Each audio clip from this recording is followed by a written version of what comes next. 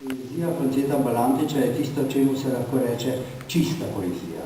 Se pravi, v njem dejansko ni nobene ideologije, kar je nekoliko nenavadno, ker tik pred vojno je bilo ideološko življenje v Sloveniji silno živo, silno razvejano, ampak očitno Balantič ni vsrkal vase nobene teh ideologij, niti kakšne leve, seveda, to so bile marksistične, komunistične, pa tudi ne tako imenovanih desnih, se pravi, tako ali drugače katoliških.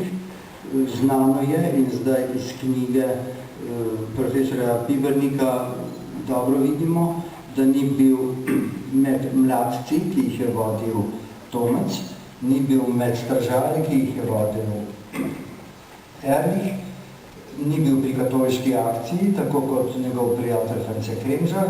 Vse to je zelo zanimivo in kaže na neko posebno zvestobo pesnika samemu sebi in seveda čisti poeziji.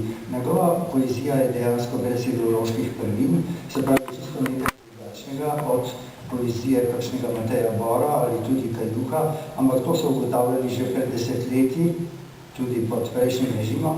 Ko so priznali naši esteti, kritiki, ugotovili seveda, da je pa ta Balantičeva poezija vendar nekaj drugačnega, nekaj čistejšega, nekaj bolj poetičnega. No, druga ugotovitev, ki bi se jo dalo zdaj prenesti na Balantičevo poezijo, je pa tale.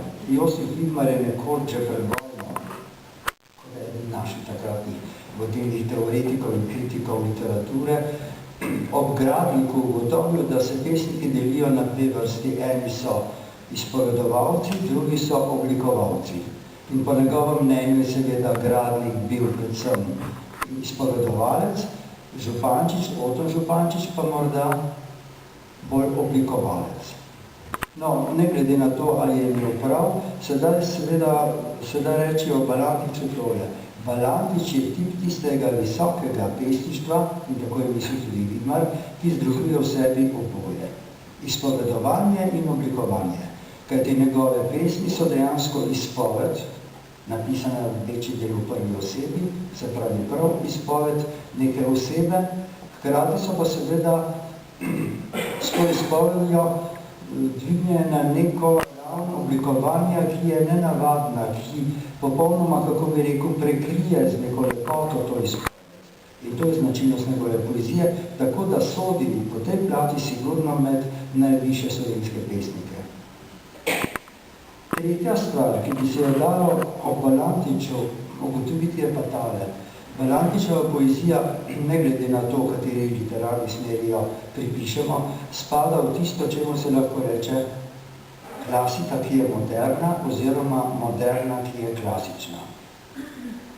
Za Balantiča je znano, da se je zanimal za nekatere evropske pesnike, ki so dejansko začetniki moderne evropske poezije, to je bil zlasti Baudelaire, zanimal se je pa tudi za Rimbaudja, ki je bil najdrznejši od teh pesnikov, ki so pripravljali moderno pesništvo 20.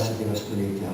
Zanima se celo za Majakovskega, ki je bil sigurno izrazit levi revolucijski pesnik, ki je bil pa po svoji estetiki nekaj zelo drznega, novega in nenavadnega. In to se Balantiču seveda pozna, njegova poezija je po svoji formi, po svoji obliki, torej izjemno drzna, ne samo za svoj čas, za takratni čas, ampak celo za današnje čase. V poeziji pojavljajo neke teme, ki jih je uvedel Prešeren, da pa jih je Balantič izrazito moderniziral, jih spremenil v neke nenavadne inovacije, pa vendar na podlagi te tradicije. Na hitro jih vam nekaj omenil, pa seveda ilustriral z nekaterimi Balantičevimi pesmi.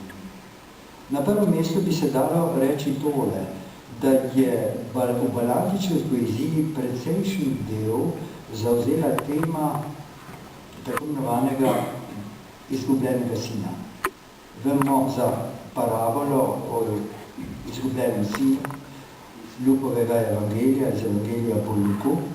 Vemo pa, da je Prešeren to parabolo spremenil v svojo življenjsko zgodbo v znamenitem sonetu o Vrba, srečna draga vas domača, kjer hiša mojega stoji očeta, da mu kažejo iz tvojega sveta, speljala bi ga Golfiva kača. To je seveda zgodba o izgubljenem sinu, ki jo jasno Prešeren predstavlja na svoji življenjski usodi. V Balantičevi poeziji je v mnogih pesmih ta tema izgubljenega sina znova opesnjena. Mislim, da najbolj nazorno in, kako bi rekel, izrazito v daljši pesmi Sin, ki je postavil na konec te svoje zbirke Moževna sem steklika. V poeziji je po Prešernu nastalo kar veliko sonetnih vencev. Napisal ga je recimo Stritar, kasneje pa seveda so pisali sonetne vence še mnogi drugi. V povojnem času Janez Nenad, pa Matej Bor, pa